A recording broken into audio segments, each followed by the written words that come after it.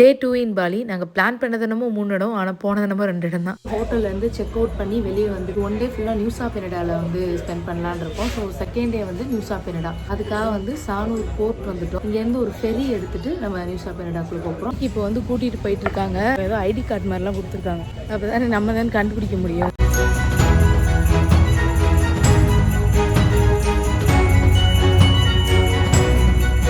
ஒரு வழியாக ஃபெரியில் ஏறி உட்காந்துட்டோம். உட்காரும்போது ஜாலியாக தான் இருந்துச்சு. போக தான் கொஞ்சம் சீக்கிரம் போங்கடா அந்த மாதிரி இருந்துச்சு. அதுக்கப்புறம் அந்த பிளேஸ்க்கு ரீச் ஆகிட்டோம். அங்கே நிறைய அந்த ஃபோட்டோ ஸ்பாட்ஸ்லாம் இருக்குல்ல, இன்ஸ்டாகிராமில் பார்ப்போம், அதெல்லாம் இருந்துச்சு. அதுலலாம் நமக்கு இன்ட்ரெஸ்ட் இல்லை. நேச்சராக ஏதாவது பார்க்கணும்னா அதை போய் நம்மளே ஃபீல் பண்ணணும். அழகாக ஏதாவது ஒரு இடத்துக்கு போகணும்னா அந்த இடத்தோட நம்மளும் சேர்ந்து என்ஜாய் பண்ணி விளாட்ற மாதிரி இருக்கணும். பட் போக்கன் பீச் போய் அந்த தண்ணியை கூட தொடரும். ரொம்ப நேரம் ட்ரெக் பண்ணி போய் ஏறி ஜஸ்ட் ஃபோட்டோக்கு மட்டும்தான் போன மாதிரி இருந்துச்சு. அப்போ தான் கைட் கிட்ட கேட்டோம், பாப்பா வச்சுக்கிட்டு இவ்வளோ தூரம்லாம் ஏற முடியாது சார், போனோடனே இறங்கி விளாட்ற மாதிரி இதாக இருந்துச்சுன்னா கூட்டிகிட்டு போங்கன்னு சொன்னோன்னா கிறிஸ்டல் பீச் கூட்டிகிட்டு போனாரு. நிஜமாவே செம பீஸ்ஃபுல்லாக ஒர்த்தாக இருந்துச்சு பிளேஸு.